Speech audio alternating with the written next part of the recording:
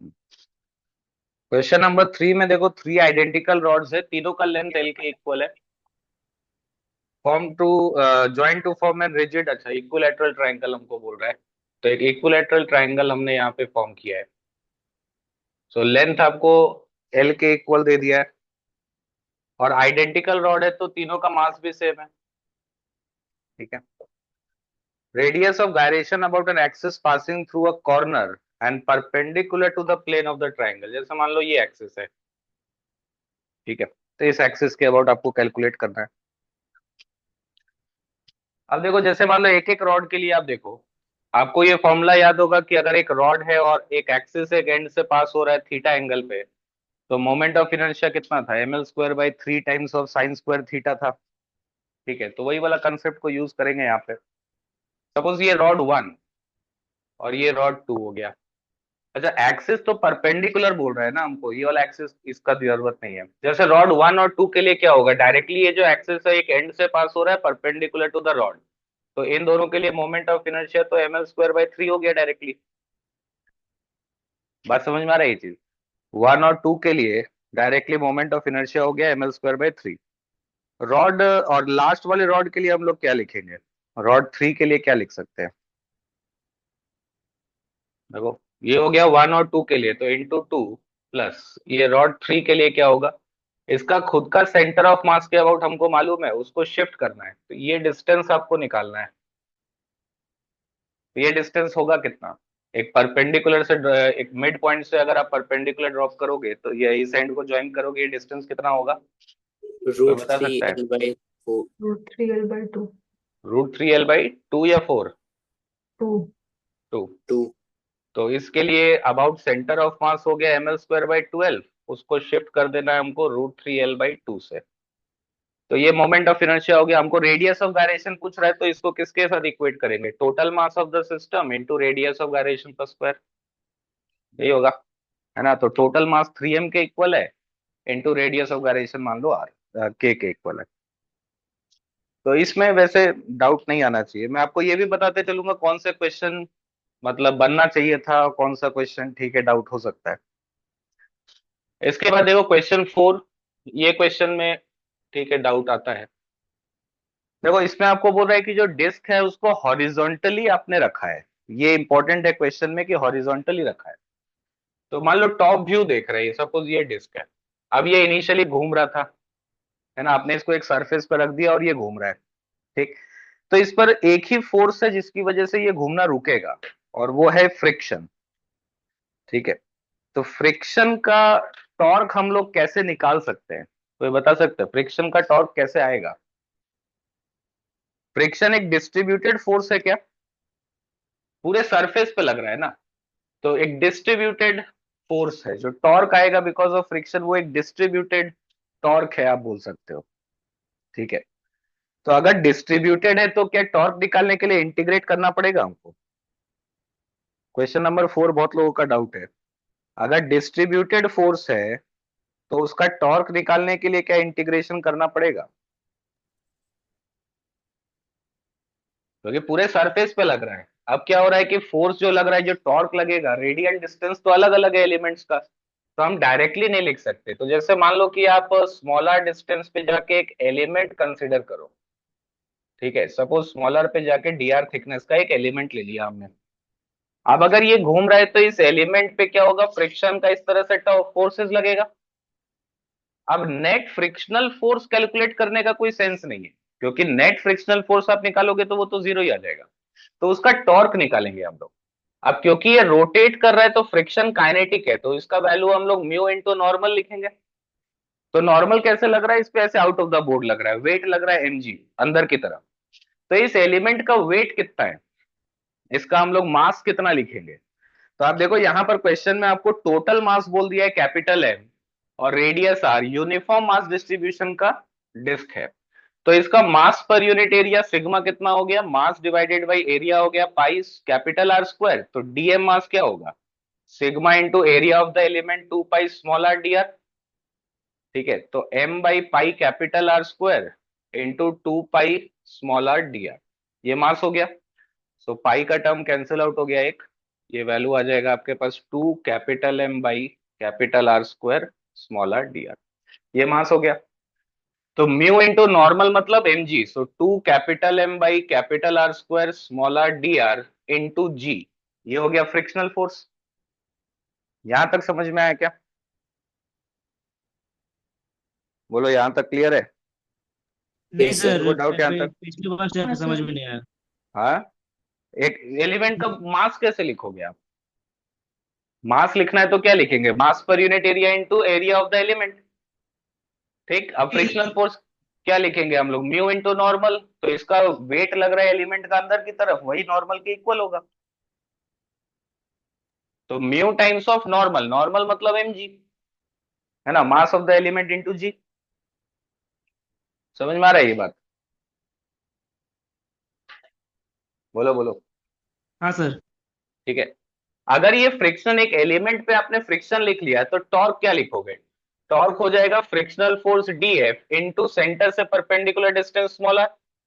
अब हर कोई भी एलिमेंट आप लेके देख लो, हर एलिमेंट के लिए टॉर्क का डायरेक्शन सेम आएगा। तो हम इसको डायरेक्ट इंटीग्रेट कर सकते हैं।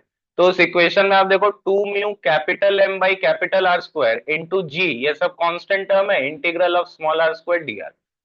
ठीक है, ऑलरेडी एक स्मॉल r का टर्म था, एक और स्मॉल r का टर्म आया तो R²। तो टोटल डिस्क के लिए जीरो से कैपिटल R इंटीग्रेट करेंगे तो ये कितना बन जाएगा? 2 म्यू M इंटू जी R/3, है ना, ये टॉर्क है। अब अगर ये टॉर्क आ गया तो इसका रिटार्डेशन है ना, ये जिस सेंस में घूम रहा है उसके ऑपोजिट सेंस में टॉर्क आ रहा है। तो अगर इस सेंस डायरेक्शन में ओमेगा है तो अल्फा ऑपोजिट सेंस में। तो हम लोग torque equal to I alpha लिख सकते हैं। तो 2 mu M g into R/3, moment of inertia disc के लिए about centre mr²/2 into alpha. तो m और r का एक टर्म कैंसिल आउट हो गया, alpha is 4 mu g divided by 3r। ये अल्फा आ रहा है। समझ में आया क्या यहां तक? बोलो, ये क्लियर है यहां तक? हाँ सर। अब देखो ये अल्फा कांस्टेंट आ रहा है, वेरिएबल नहीं आ रहा है। तो omega equal to omega naught plus alpha T, kinematics का इक्वेशन लगा सकते हैं। फाइनली आपको पूछ रहा है रुक जाएगा तो omega zero, initially omega naught, retardation हो रहा है तो -4 म्यू g/3r हो गया अल्फा इंटू टाइम टी। तो यहां से टाइम आ गया 3r omega naught by 4 mu g। इतना टाइम बाद रुकेगा। समझ में आई चीज? तो मेंस पॉइंट ऑफ व्यू से इंपॉर्टेंट क्वेश्चन है। ठीक है ना?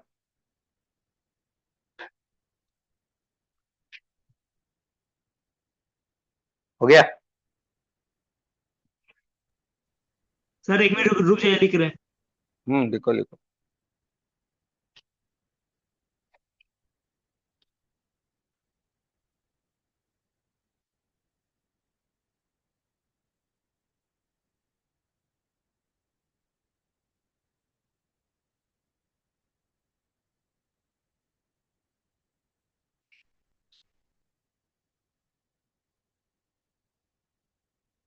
इसके बाद देखो क्वेश्चन नंबर 6 पे भी डाउट रहता है, दिक्कत नहीं है।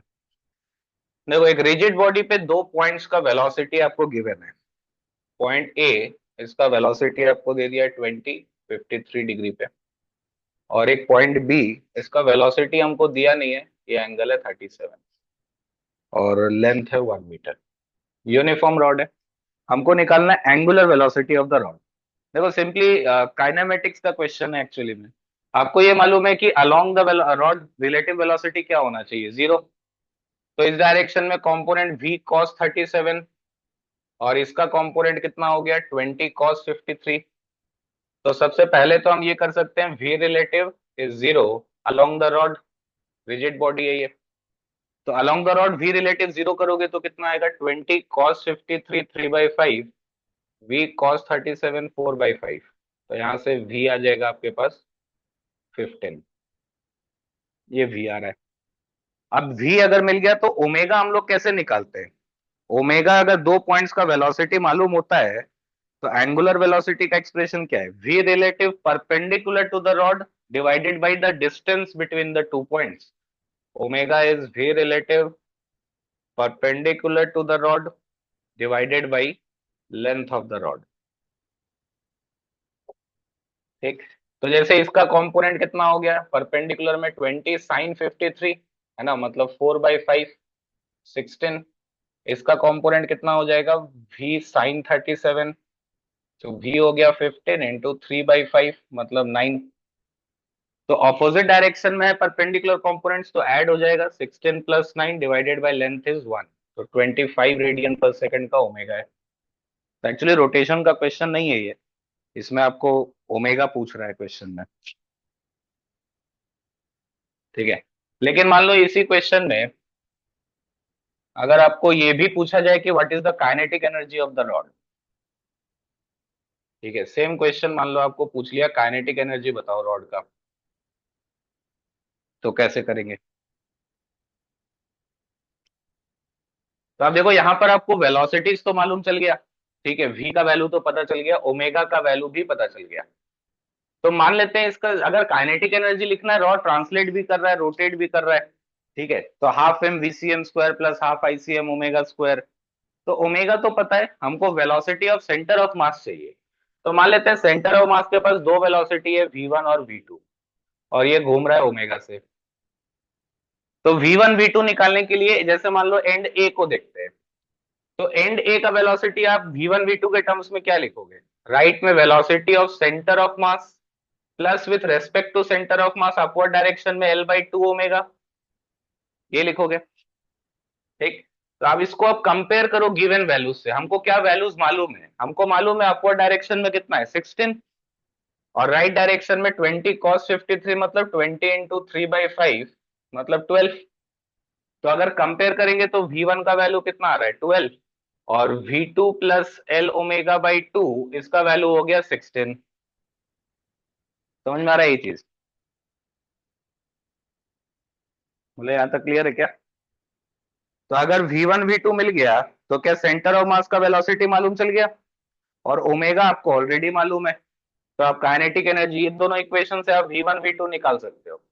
तो काइनेटिक एनर्जी रॉड का कितना हो गया, half of M into VCM मतलब v1 square plus v2 square का अंडर रूट होता, तो half M VCM square plus half of ICM into omega square.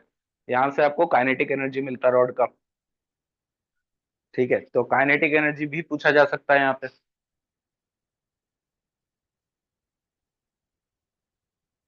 हो गया।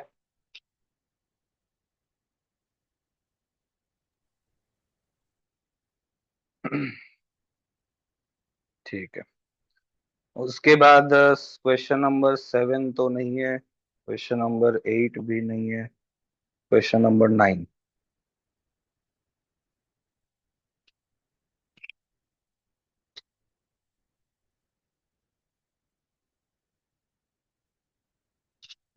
देखो क्वेश्चन नंबर 9 में बोल रहा है string is wrapped around a solid cylinder.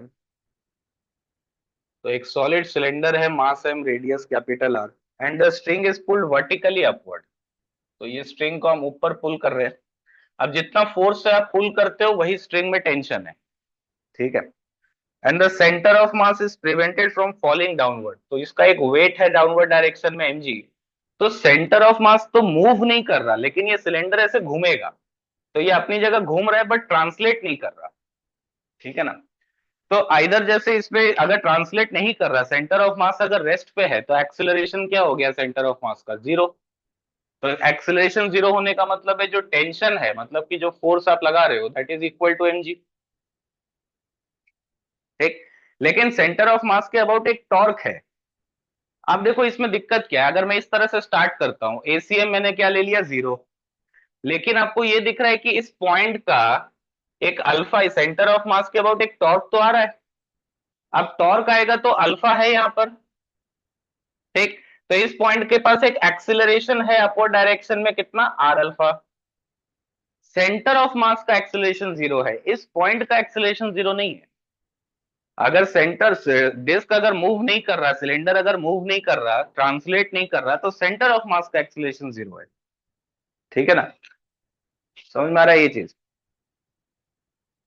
बोले ये पॉइंट क्लियर है क्या यहाँ तक। हाँ तो जी। फिर से बोल देंगे, ऐसे सुनाई नहीं दिया।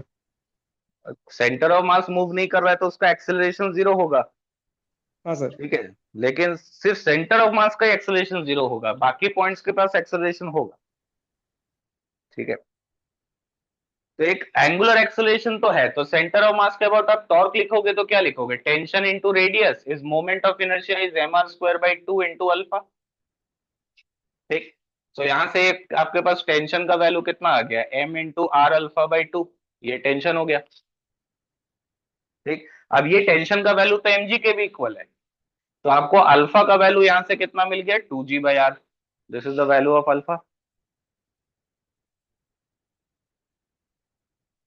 ठीक है, अब देखो ऑप्शन में क्या क्या पूछ रहा है। पहला बोल रहा है tension in the string is 2 mg, वो गलत है। Length of the string wound until it's angular velocity becomes omega. तो मान लो जैसे इनिशियल एंगुलर वेलोसिटी इसका जीरो था, अब अल्फा आपको दिख रहा है कांस्टेंट आ गया, तो अल्फा अगर कांस्टेंट आ गया तो ये कितना एंगल से घुमा? Theta equal to omega naught T plus half of alpha T square, एक ही इक्वेशन है।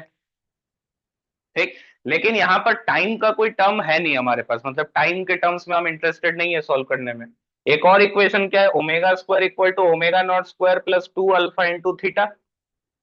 तो मान लो जब एंगुलर वेलोसिटी ओमेगा हो गया, तो ओमेगा नॉट तो जीरो है, 2 times of alpha is 2g by R into theta, तो ये डिस्क कितना एंगल से घूम गया है? Omega square into R by 4g, इतना एंगल से घूम गया ये। ठीक है ना? अब ध्यान से देखो, अगर मान लो ये डिस्क थीटा एंगल से घूम जाएगा, अगर ये थीटा से घूमा, तो यहां पर जितना लेंथ ऑफ द स्ट्रिंग था वो फ्री हो गया। बात समझ में आ रहा है? अगर ये थीटा से घूमेगा तो आर थीटा का लेंथ फ्री हो जाएगा ना, या फिर ऐसे समझो कि डिस्क अगर एक बार घूम जाता पूरा, तो कितना length of the string free हो गया? 2 पाई आर। 2 pi are. 2 पाई। तो अगर ये थीटा से घूमा तो कितना length of the string free हुआ? R theta. R theta. ठीक, अब क्वेश्चन में हमने ये तो निकाल लिया कि जब एंगुलर वेलोसिटी ओमेगा होगा तब वो कितना एंगल से घुमा? थीटा। तो कितना length of the string free हुआ? वो हो गया R theta. This is the length of the string which is free, मतलब omega square R square by 4g, इतना length of the string free होगा। ठीक है, लेकिन ऑप्शन बी में आपको omega square R square by 2g दिया है, तो वो भी गलत है। ठीक है, थर्ड ऑप्शन में angular acceleration of the cylinder is 2g/3r, वो भी गलत है। एंगुलर एक्सेलरेशन हमने निकाला है वो 2g/r के इक्वल है। लास्ट पार्ट कितना है? Work done by tension. अब इस पूरे सिलेंडर पे दो ही फोर्स लग रहा है, एक टेंशन लग रहा है, एक mg लग रहा है, लेकिन सेंटर ऑफ मास तो मूव नहीं कर रहा। तो सेंटर ऑफ मास अगर मूव नहीं करेगा तो ग्रेविटी का कोई वर्क होगा नहीं, तो वर्क डन होगा किसका? सिर्फ टेंशन का होगा। तो वर्क डन बाय टेंशन निकालने के लिए आप चेंज इन काइनेटिक एनर्जी कर सकते हो। तो जब एंगुलर वेलोसिटी ओमेगा हो गया तो kinetic energy half of moment of inertia is mr square by 2 into omega square. तो mr square by 4 into omega square का वैल्यू आप क्या लिख सकते हो?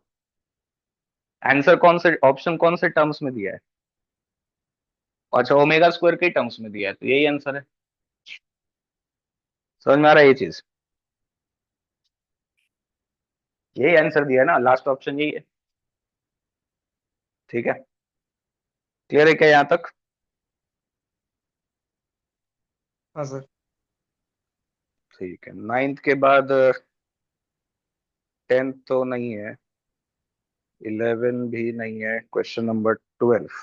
10th वाला भी नहीं बना, 10th वाला बना दीजिए प्लीज। 10th नहीं बनाएंगे, 10th में क्या बनाएंगे? टॉर्क जीरो कर दो, रेस्ट पे है सिस्टम।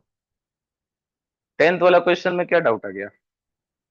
नेट फोर्स जीरो ही तो करना है आपको इसमें। एक स्फीयर है, इंक्लाइन प्लेन पे रखा हुआ है ना, सफिशिएंटली रफ इंक्लाइन प्लेन है, यहाँ एक टेंशन लग रहा है टी, एक वेट लग रहा है mg, है कि नहीं? अब आपको टॉर्क क्या चाहिए? जीरो। तो टॉर्क जीरो होने के लिए फ्रिक्शन इधर लगेगा, स्टैटिक फ्रिक्शन, और एक नॉर्मल फोर्स है जो सेंटर से पास हो रहा है। तो आप इसमें अगर फोर्सेस बैलेंस करोगे तो क्या आएगा? इधर आ गया mg साइन थीटा, ठीक है ना? तो tension plus static friction is mg sine theta, और टॉर्क अबाउट सेंटर अगर जीरो करोगे तो टेंशन का वैल्यू स्टैटिक फ्रिक्शन का इक्वल है, बस हो गया। इसमें क्या डाउट आया? नहीं सर, लास्ट में जब आंसर मैच करने के टाइम थोड़ा दिक्कत आ रहा है, ठीक है। 8 और 10 तो सेम है। हाँ, 8 और 10, हाँ एक जैसा ही तो क्वेश्चन है। हाँ सर, ये सही, पर उसका आंसर आंसर के टाइम थोड़ा दिक्कत आंसर है। आएगा। क्वेश्चन 11 था क्या? 11 नहीं था ना, क्वेश्चन नंबर 12। देखो, एक रॉड को आपने इसे वर्टिकल पोजीशन से रिलीज कर दिया है, तो ये घूमते हुए गिरा नीचे। The lower and slips along the surface, velocity of upper and when it strikes the surface. तो जब ये घूमते हुए इस तरह से नीचे गिरा, सेंटर ऑफ मास तो स्ट्रेट लाइन में आएगा, फ्रिक्शन नहीं है। तो ये हम लोगों ने डिस्कस भी किया था motion of centre of mass chapter में।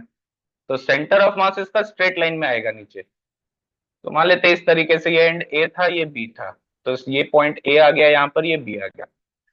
अब देखो, जब ये घूमते हुए ऐसे नीचे गिर रहा है, तो आपको पूछ रहा है कि एंड ए का वेलोसिटी क्या होगा जिससे ये स्ट्राइक करेगा। इस इंस्टेंट पे एंड बी का वेलोसिटी क्या होगा? बताओ, एंड बी का वेलोसिटी क्या है? एंड बी, जब ये रॉड गिर रहा था तो एंड बी कैसे हॉरिजॉन्टल में स्लाइड करते हुए आ रहा था? एंड बी किधर स्लाइड करते हुए आता है? ऐसे हॉरिजॉन्टली। अब जब ये लोअर मतलब हॉरिजॉन्टल हो गया, उस इंस्टेंट पे तो एंड बी और लेफ्ट में नहीं जाएगा। समझ में आ रहा है बात? तो एंड बी का जो वेलोसिटी है इस इंस्टेंट पे वो जीरो है। इस इंस्टेंट पे एंड बी का वेलोसिटी जीरो है। और मान लेते हैं रॉड के पास एंगुलर वेलोसिटी ओमेगा है, just before the it becomes horizontal, मतलब ग्राउंड को हिट करने से पहले मान लो एंगुलर वेलोसिटी हो गया ओमेगा। और मान लेते हैं इसका सेंटर ऑफ मास का वेलोसिटी हो गया v। ठीक। तो वर्क डन पहले लिखते हैं। सेंटर ऑफ मास कितना नीचे आया? L/2 हाइट नीचे आया। ठीक। तो वर्क डन बाई ग्रेविटी ये हो गया mg into L/2 equal to change in kinetic energy, final kinetic energy half of m into VCM square plus half of ICM हो गया ml square by 12 into omega square. ये होगा। बोले यहां तक समझ में आया क्या बात? Yes sir. ठीक। यहाँ पे ये पॉइंट आपको थोड़ा दिमाग लगाना था कि पॉइंट बी का वेलोसिटी जीरो होगा इस इंस्टेंट पे, क्योंकि पॉइंट बी हॉरिजॉन्टली मूव कर रहा है।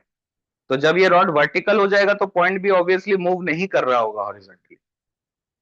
अब क्योंकि पॉइंट बी का वेलोसिटी जीरो है, तो आप सोचो पॉइंट बी का वेलोसिटी आप क्या लिखते हैं यहाँ पर? Velocity of centre of mass v नीचे और with respect to centre of mass L/2 omega. लेकिन आपको मालूम है कि पॉइंट बी का वेलोसिटी जीरो है, मतलब v का वैल्यू L/2 होना चाहिए।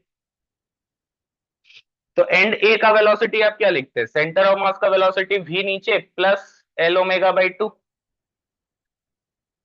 ठीक। तो इन दोनों इक्वेशन से आप v का वैल्यू निकालो। देखो L/2 तो v के इक्वल है, तो ये 2v हो गया। ठीक है ना? तो सिंपली यहां से L को उठा के इसमें पुट करो, v का वैल्यू निकालो, और 2v जो होगा वो हमारा आंसर होगा। ठीक है? क्लियर है यहां तक? देखो, किसी को कोई डाउट है तो बोलो।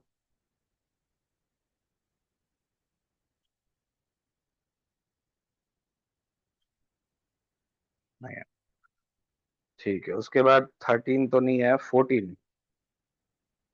14 क्वेश्चन में क्या डाउट हुआ? ये तो लॉज ऑफ मोशन का क्वेश्चन है।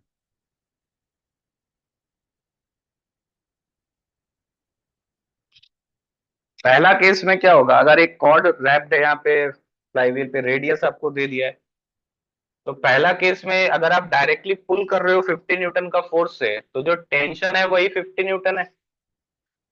ठीक है? तो यहाँ पर टॉर्क कितना हो गया? आपको अल्फा पूछ रहा है, तो टॉर्क हो जाएगा T into R equal to moment of inertia into alpha. Moment of inertia दे रखा है, सब कुछ दिया हुआ है, पुट करके निकाल लो। सेकंड केस में आपको बोल रहा है कि यहाँ पर एक ब्लॉक हमने हैंग कर दिया है अब, जिसका वेट 50 न्यूटन है। तो अब यहाँ पर टेंशन 50 नहीं होगा, तो वेट 50, टेंशन मान लेते हैं टी, एंड सपोज ये नीचे जा रहा है ए एक्सेलरेशन से और ये घूम रहा है अल्फा से। तो इसमें इक्वेशन आप क्या लिखोगे? पहला हो गया 50 minus T is mass is 5 into acceleration है, जी का वैल्यू 10 ले लेते हैं। ठीक। और डिस्क के लिए T into R equal to moment of inertia into alpha. और ये पॉइंट का एक्सेलरेशन कितना है? डाउनवर्ड डायरेक्शन में R alpha, relative acceleration along the string should be zero, तो A equal to R alpha. ये तीन इक्वेशन से निकाल लो ये एक्सेलरेशन कितना होगा। तो सेकंड केस में टेंशन 50 न्यूटन नहीं है। तो ये क्वेश्चन तो उसमें भी था ना, लॉज ऑफ मोशन में। आपको याद है कि ये क्वेश्चन जेई का मैंने आपको कराया भी था आप लोग को पहले। कि अगर पहला केस में मान लो यहाँ पर एक ब्लॉक है 10 न्यूटन का, यहाँ 10 kg, यहाँ पर एक ब्लॉक है 20 kg, इसमें एक्सेलरेशन बताओ ब्लॉक्स का। और सेकंड क्वेश्चन था कि अगर ये एक ब्लॉक है 10 kg का, लेकिन अब मैं यहाँ पर अगर एक फोर्स लगा रहा हूँ 200 न्यूटन का, तो अब बताओ टेंशन कितना होगा। याद आ रहा है कुछ? Yes sir. तो वही क्वेश्चन तो है यहाँ पर, बस टेंशन के साथ साथ एंगुलर एक्सेलरेशन भी पूछ लिया। तो ये सेकंड केस में टेंशन डायरेक्टली 200 था, बट फर्स्ट केस में टेंशन 200 नहीं होगा। ठीक है। सो 14 के बाद 15 नहीं है, 16, 15। क्वेश्चन सर 15 नंबर वाला 15 आंसर मैच नहीं कर रहा। देख लेते हैं। 15 में ए और बी आ रहा है। ये से आंसर की में प्रॉब्लम है। और ठीक, वो हो सकता है। यूनिफॉर्म रॉड है, एल लेंथ का रॉड है, मास 2m है, दो सपोर्ट से, ये सपोर्ट ए और ये सपोर्ट बी, ये डिस्टेंस आपको 12/3 दे दिया है। ठीक है, ये लेंथ L/3। रिएक्शन फोर्सेस पूछ रहा है, तो इसका सेंटर ऑफ मास पे इसका वेट लग रहा है 2 mg, तो centre of mass L/2 distance पे हो गया। यहाँ पे एक हिंज फोर्स Na, यहाँ पे रिएक्शन फोर्स Nb, तो पहला तो हो गया Na plus Nb is 2 mg, और दूसरा आप टॉर्क बैलेंस कर लो अबाउट C, तो Na into L/2 is Nb times of, ये लेंथ डिस्टेंस हो गया 12/3 माइनस L/2। इसी से सॉल्व करके जो आएगा वही आंसर है। ठीक है।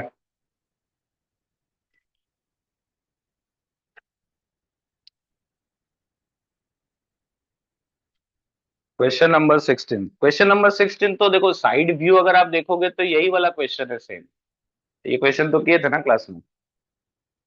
अब यहाँ पर बस दो स्ट्रिंग है, तो दो स्ट्रिंग है तो आप कंबाइंड ले लो वैल्यूज को, दोनों में टेंशन का वैल्यू तो सेम होगा, सिमेट्रिकली ये पूरा सिस्टम। तो यहाँ पर आप इफेक्टिव जो टेंशन है उसको 2T ले लो। ठीक है, और इसका वेट को आप mg ले लो नीचे। ठीक, तो if the cylinder is release from rest, तो टेंशन कितना होगा, तो सेंटर ऑफ मास का एक एक्सेलरेशन a और घूम रहा है ये अल्फा से, so mg minus 2T is mass into acceleration, और torque about centre of mass 2T into r is mr²/2 into alpha. ठीक है, सिमिलरली इस पॉइंट का एक्सेलरेशन अलोंग द स्ट्रिंग क्या होना चाहिए, 0, मतलब a नीचे हो गया, r अल्फा ऊपर हो गया, but relative acceleration along the string 0 चाहिए, तो a equal to r alpha. बस इसी से सॉल्व होगा, बस वो टेंशन को टी के जगह 2T लेना था, क्योंकि दो स्ट्रिंग है। समझ में आया बात? तो कुछ यस चेंज सर। नहीं हुआ है सच। ठीक है, क्वेश्चन नंबर 16 के बाद 17 18 में भी था ना आई थिंक, सर 18 डाउट है। सर 17 17 में भी है। ठीक है,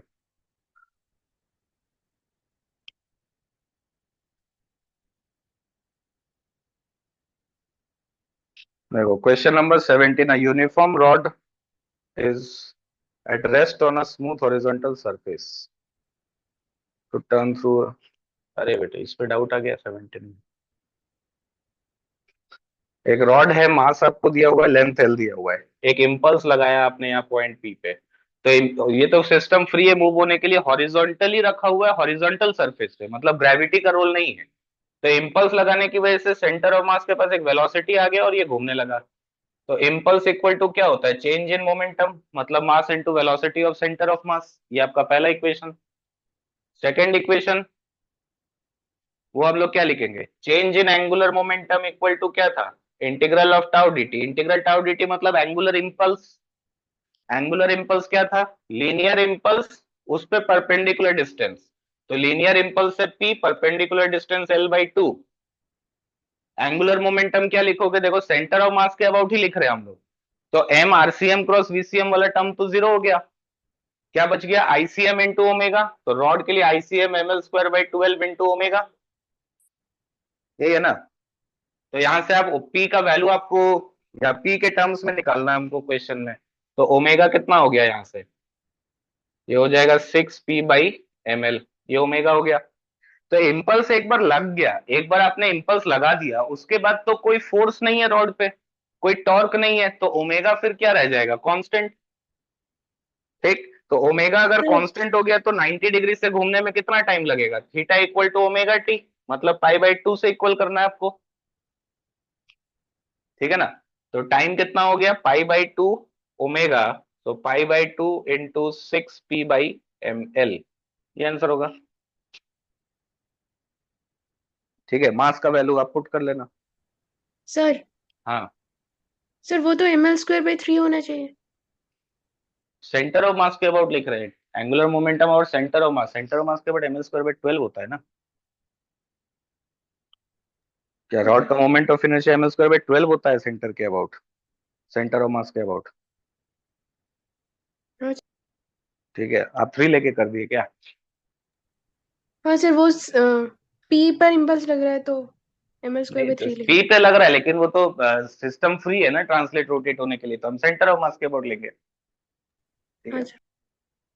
क्वेश्चन नंबर 18 में, यूनिफॉर्म सर्कुलर डिस्क, एक डिस्क है यहाँ पर, मास m, radius r, is suspended in a vertical plane by two hinges at A and B. Hinge reaction at A immediately after B is removed.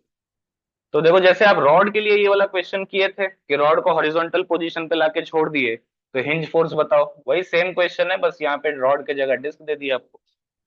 तो देखो यहाँ पर क्या होगा कि एक वेट लगेगा सेंटर ऑफ मास पे mg, और एक हिंज फोर्स मान लो इधर n1, इधर मान लो n2। तो जस्ट आपने रिलीज किया है, मतलब ओमेगा 0 है, लेकिन इस हिंज पॉइंट ए के अबाउट क्या एक टॉर्क आ रहा है mg का, तो एक एंगुलर एक्सेलरेशन तो है इसके पास, है ना, एक अल्फा है। तो टॉर्क अबाउट ए क्या लिखेंगे हम लोग, mg into R, equal to moment of inertia about A क्या होगा, अबाउट सेंटर ऑफ मास हो गया mr²/2, उसको शिफ्ट करना है अगेन r डिस्टेंस से, इंटू अल्फा, सो 3/2 mr² इंटू अल्फा। सो ये m और r का टर्म कैंसिल आउट हो गया, अल्फा इज 2g/3r। ठीक, अब सोचो सेंटर ऑफ मास का एक्सीलरेशन अगर अल्फा है, तो एक्सिस से सेंटर ऑफ मास का डिस्टेंस तो रेडियस के इक्वल है, तो इस इंस्टेंट पे सेंटर ऑफ मास का एक्सीलरेशन को हम आर अल्फा लिख सकते हैं। और ओमेगा 0 है तो सेंट्रिपिटल एक्सीलरेशन नहीं है, सेंट्रिपिटल एक्सीलरेशन इज 0। तो क्या यहां पर अभी इस इंस्टेंट पे सेंटर ऑफ मास का हॉरिजॉन्टल में कोई एक्सीलरेशन है, क्या हॉरिजॉन्टल में कोई एक्सीलरेशन है, नो सर। नहीं है। तो अगर हॉरिजॉन्टल में कोई एक्सेलरेशन नहीं है तो कोई फोर्स भी नहीं होना चाहिए, मतलब n2 का वैल्यू क्या होगा, 0।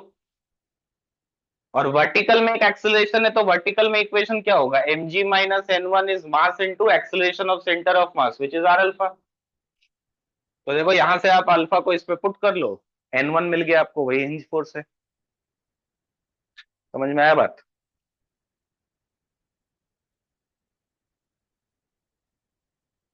याद आ रहा है, ये क्वेश्चन रॉड लेके किए थे ना हम लोग।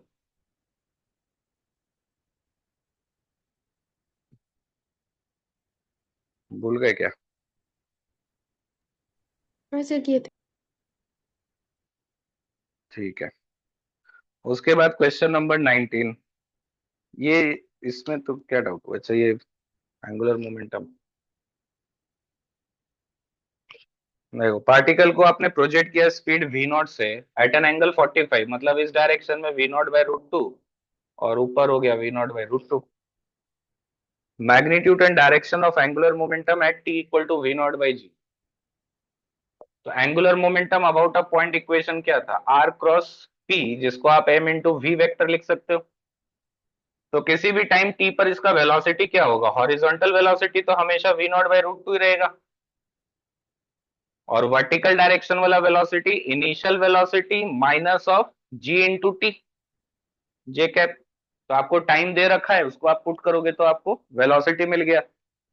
पोजीशन वेक्टर क्या हो जाएगा at any time T, horizontal velocity तो कांस्टेंट है v0/√2 इंटू टी, ये डिस्प्लेसमेंट हो गया x एक्सिस में, और y एक्सिस पे डिस्प्लेसमेंट सर s एक इक्वल टू चीज यूटी पूछना प्लस, था। तो कोई सेकंड, तो y डायरेक्शन में v0/√2 into T minus of half G T square, ये डिस्प्लेसमेंट हो गया y में। इन दोनों वैल्यूज को यहाँ पुट कर लो, थोड़ा क्रॉस प्रोडक्ट करो, आपको एंगुलर मोमेंटम मिलेगा। हाँ बोलो। तो बोल रहे थे कि वो वेलोसिटी का जो वाई डायरेक्शन का कंपोनेंट लिया है वहां पे माइनस जे कैप नहीं होगा? नहीं, माइनस जे कैप क्यों होगा? ये तो हमने वेक्टर फॉर्म सर में लिखा है, वो तो डिपेंड करेगा जीटी का वैल्यू पे, सॉल्व करके ओवरऑल पॉजिटिव भी आ सकता है, नेगेटिव भी आ सकता है। हम लोग इक्वेशन में अच्छा पहले से, ठीक है। ये ऐसा भी तो हो सकता है ना कि ये जो टाइम है उस इंस्टेंट पे यहाँ पर है पार्टिकल, तो आप पहले से तो जज नहीं कर सकते, इसलिए तो वेक्टर फॉर्म में लिखते हैं हम लोग। ठीक है। अगर हम्म। नेगेटिव आ गया, अपने आप नेगेटिव आएगा, अगर आना होगा तो आपको पहले से एज्यूम नहीं करना है। क्वेश्चन नंबर 20 था क्या किसी का? 20? हाँ सर। तो 20 का answer M V cube by 4√जी आ रहा है। अच्छा ठीक है, देख लेते हैं। हाँ सर, 20 को ऑप्शन में मैच नहीं हो रहा है। 45 डिग्री पे प्रोजेक्ट किया, angular momentum about point of projection maximum height. तो मैक्सिमम हाइट पे वेलोसिटी हो गया v0/√2 into mass into maximum height का इक्वेशन क्या है? v0/√2 का स्क्वायर इंटू 1/2g, ये है ना? तो mv0³/4g ये आ रहा है।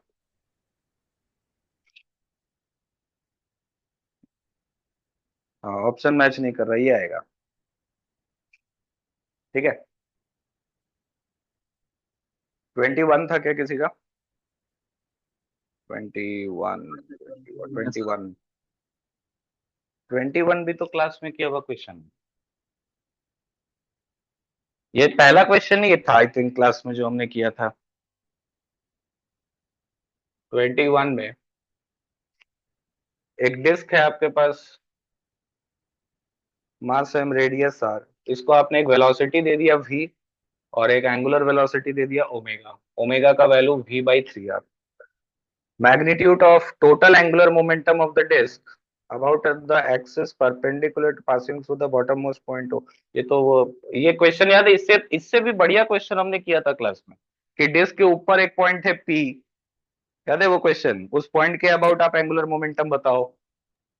तो यहाँ पर पॉइंट ओ जो है, इस पॉइंट देखो ये रोलिंग का कंडीशन नहीं है, पॉइंट ओ का वेलोसिटी जीरो नहीं है यहाँ पर। पॉइंट ओ का वेलोसिटी आप क्या लिखोगे? Velocity of centre of mass with respect to centre of mass R omega. तो आर ओमेगा का वैल्यू v/3 है। तो अगर मान लो मैं राइट डायरेक्शन को आई कैप लेता हूं, तो पॉइंट ओ का net velocity 2v/3 I cap है। अब पॉइंट ओ का वेलोसिटी है, तो हम पहले सेंटर ऑफ मास का वेलोसिटी को पॉइंट ओ के रेस्पेक्ट में निकालेंगे। तो velocity of centre of mass is v I cap, और velocity of point O 2v/3 I cap, मतलब v/3 आई कैप। तो पॉइंट ओ के रेस्पेक्ट में देखोगे तो सेंटर ऑफ मास का वेलोसिटी v/3 है, लेकिन पॉइंट, कोई भी पॉइंट के अबाउट याद है घूमता तो सेम एंगुलर वेलोसिटी से, ओमेगा से। तो एंगुलर मोमेंटम हम लोग क्या लिखेंगे ओ के अबाउट?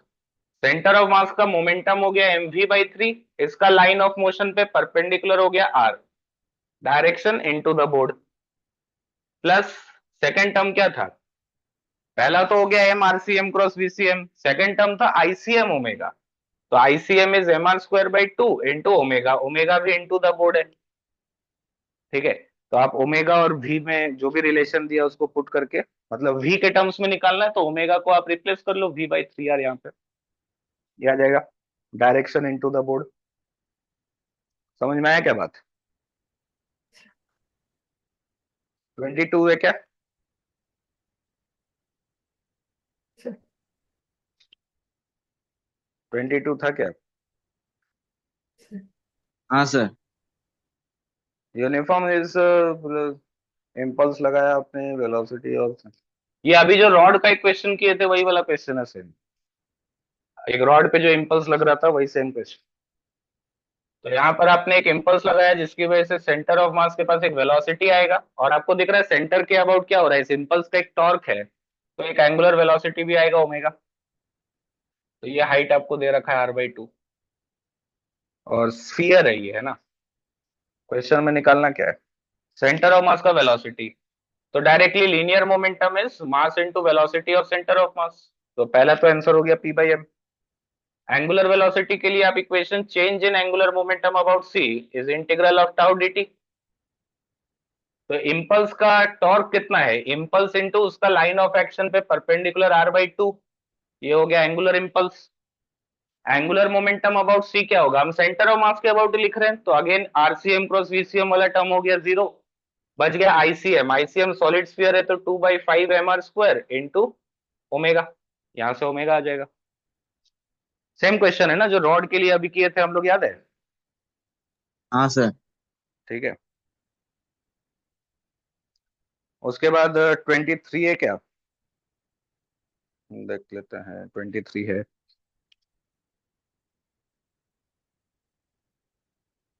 छोटा छोटा क्वेश्चन सही सब है ना, जो भी क्वेश्चन डिस्कस कर रहे हो और नहीं बना हो आप लोग से, है ना, तो ध्यान रखना उसको एक बार ट्राई जरूर करना फिर से, ये मत सोचना कि कंप्लीट हो गया हो जाएगा, चीजें वापस से ट्राई जरूर करना।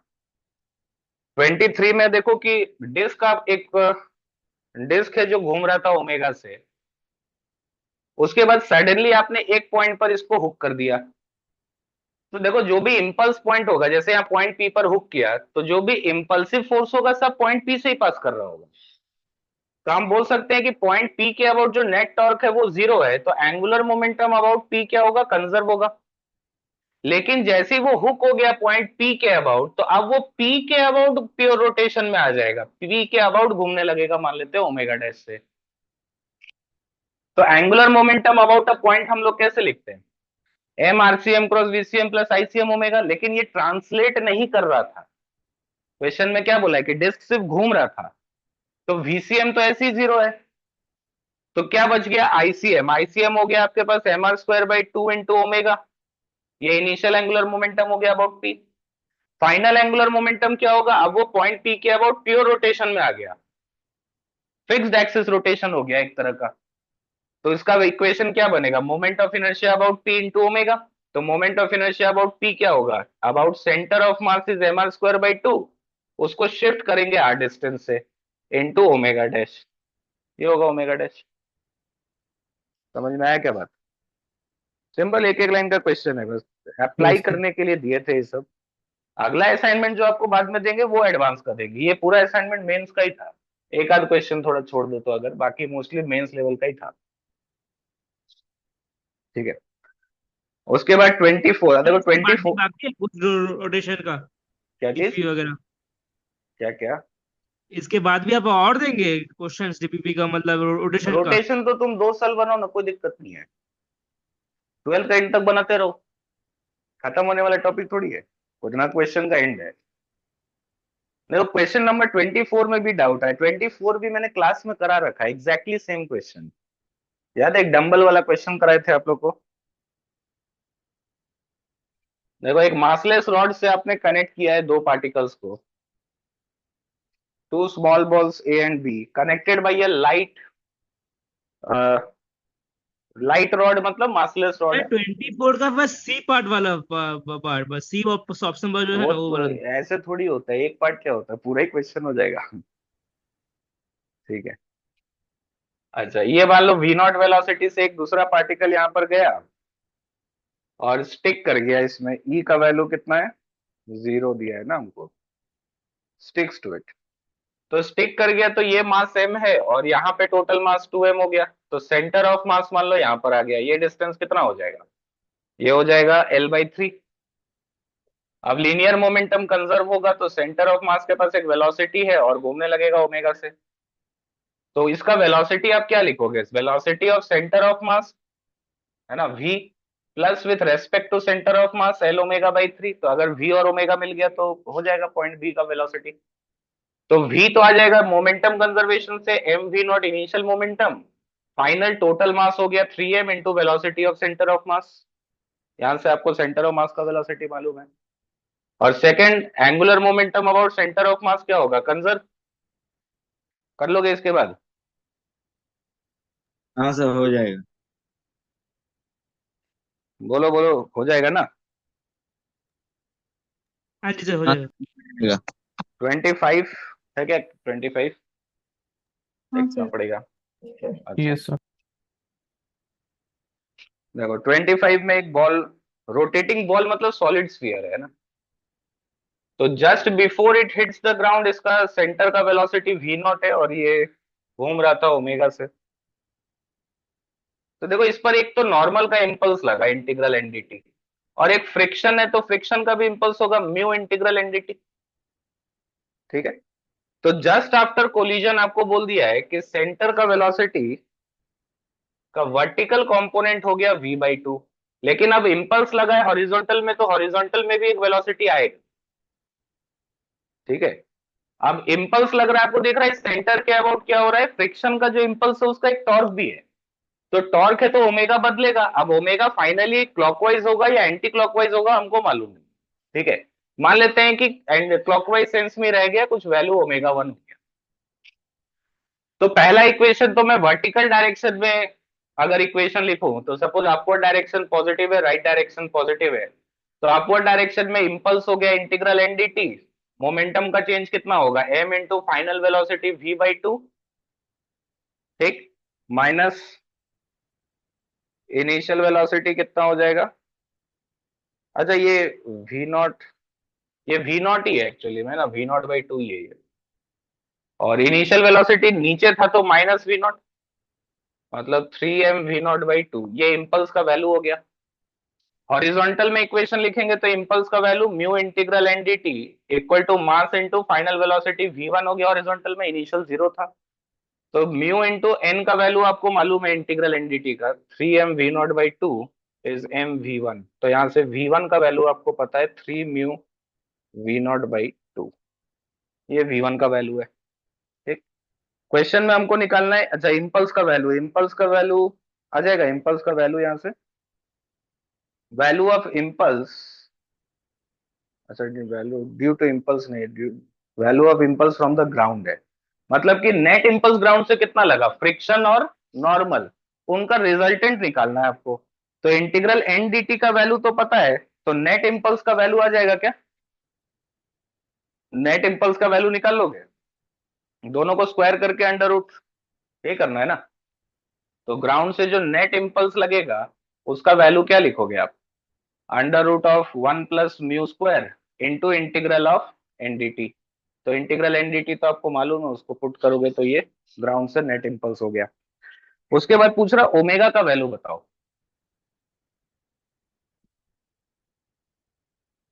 तो अगेन देखो ओमेगा के लिए हम इक्वेशन लगा रहे हैं, integral of tau dt is change in angular momentum, ये हम इक्वेशन हम लगा रहे हैं विद रिस्पेक्ट टू सेंटर, तो सेंटर ऑफ मास के अबाउट जो नॉर्मल का इंपल्स है उसका तो टॉर्क 0 है, लेकिन फ्रिक्शन का जो इंपल्स है उसका टॉर्क है।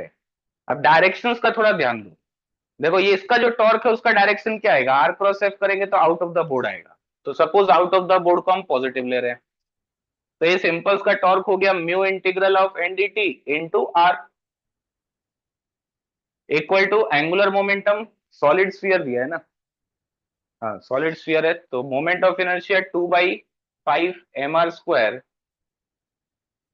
ये हो गया ICM into change in omega, देखो फाइनल ओमेगा 1 किधर है, इनटू द बोर्ड, तो नेगेटिव होगा, इनिशियल ओमेगा किधर है, वो भी इनटू द बोर्ड है, तो वो भी नेगेटिव होगा, तो इंटीग्रल ऑफ एनडीटी का वैल्यू आपको ऑलरेडी मालूम है, ओमेगा 1 का वैल्यू आ जाएगा यहां से, समझ में आया बात।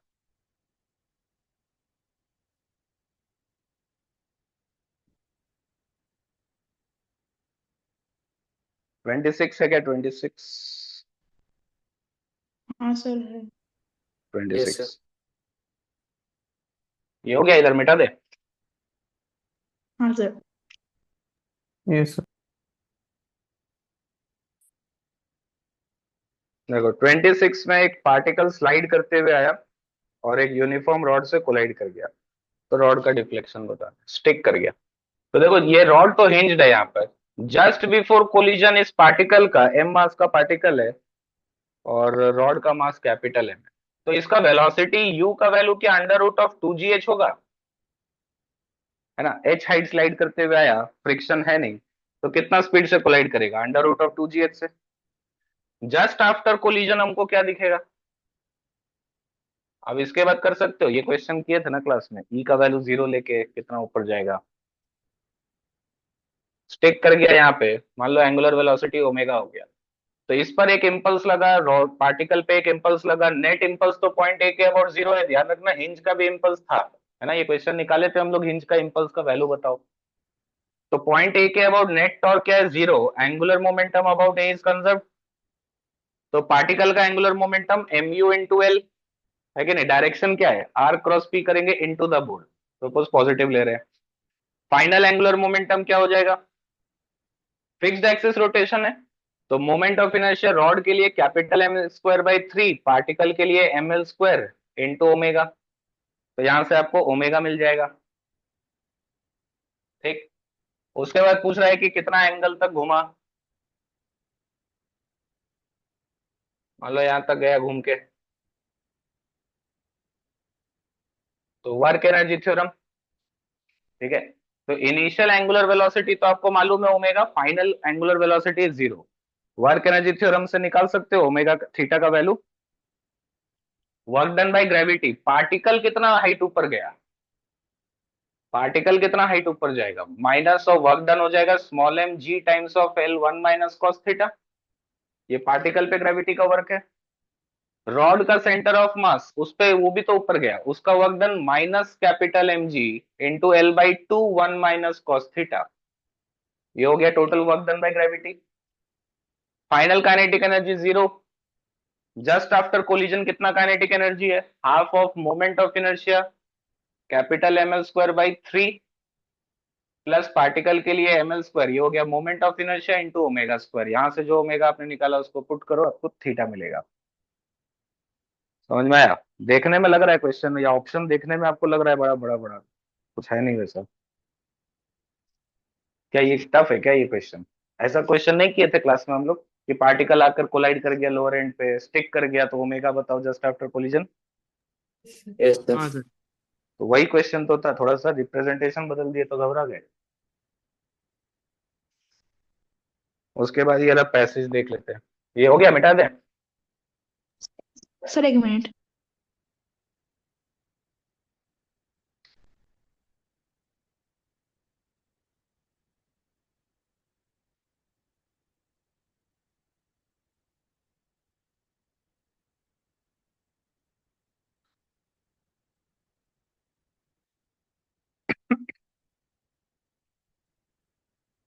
हो गया क्या, हाँ सर हो गया।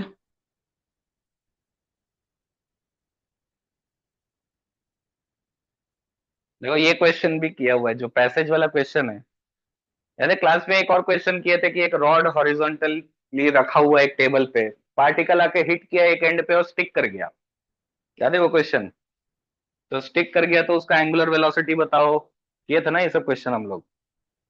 तो पार्टिकल की जगह यहाँ पर आपको एक रिंग दे दिए, तो ये रिंग इनिशियली रेस्ट पे था, एक पार्टिकल यहाँ पर मूव करता हुआ आया, एम मास का पार्टिकल वी वेलोसिटी से आया और यहाँ पर स्टिक कर गया, तो इसका मतलब कि ये पार्टिकल यहाँ पर हो गया एम मास का, ये रिंग का सेंटर था, तो सिस्टम का सेंटर ऑफ मास इसका मिड पॉइंट पर आ गया, ठीक है ना, मिड पॉइंट पर आ गया ये आर बाई टू।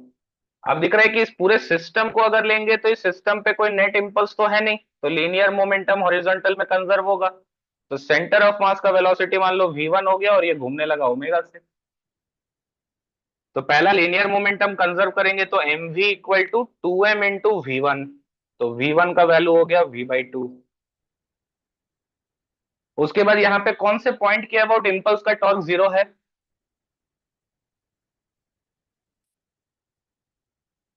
कौन सा पॉइंट है जिसके अबाउट नेट इंपल्स का टॉर्क 0 है, देखो सिस्टम पे तो नेट इंपल्स तो 0 है, इंटरनल इंपल्सेस है, तो हर पॉइंट के अबाउट 0 है, तो सेंटर ऑफ मास के अबाउट कंजर्व करते हैं एंगुलर मोमेंटम, ताकि मेरे को एम आरसीएम क्रॉस वीसीएम वाला टर्म ना लिखना पड़े। इनिशियल एंगुलर मोमेंटम, पार्टिकल का मोमेंटम एम वी और उसका लाइन ऑफ मोशन पे सेंटर ऑफ मास से परपेंडिकुलर कितना है आर बाई टू, तो R cross P out of the board आ रहा है, उसको पॉजिटिव ले रहे हैं। Final angular momentum RCM cross VCM वाला टर्म 0, क्या बच गया आईसीएम ओमेगा, पार्टिकल का मोमेंट ऑफ इनर्शिया कितना हो गया m into R by two का स्क्वायर, और रिंग का मोमेंट ऑफ इनर्शिया उसका खुद का सेंटर ऑफ मास के अबाउट एम आर स्क्वायर, उसको शिफ्ट करना है अगेन आपको आर बाई टू से इंटू ओमेगा, तो ये हो गया रिंग के लिए और ये हो गया पार्टिकल के लिए। समझ में आई ये बात,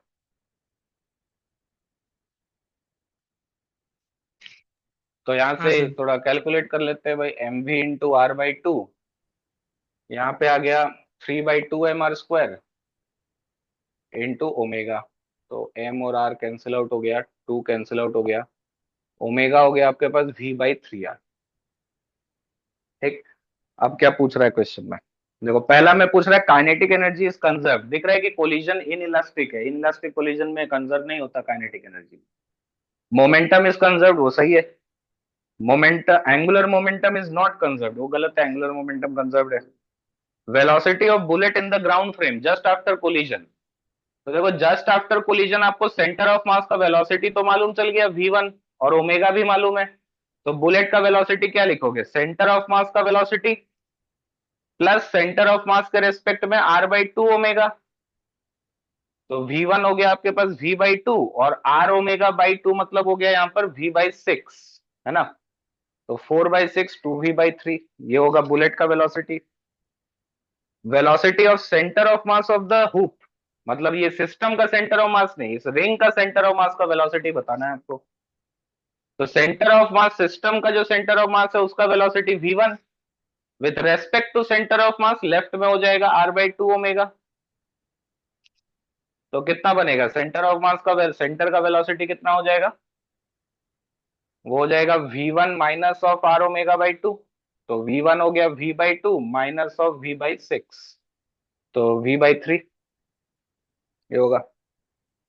समझ में आया क्या बात? अरे वो रिलेट कर पा रहे हो? देखो ऐसा नया क्वेश्चन की तरह मत सोचो, क्या ऐसा कंसेप्ट हमने क्लास में किया है क्वेश्चन में? याद आ रहा है? क्वेश्चन किया हुआ कि एक रॉड रखा हुआ हॉरिजॉन्टल ग्राउंड पे, एक पार्टिकल आकर हिट किया और स्टिक कर गया यहाँ पे, किए थे? यस तो सर। वही क्वेश्चन तो है, रॉड के जगह रिंग था बस, और क्या हुआ? समझ में आ रहा है बात?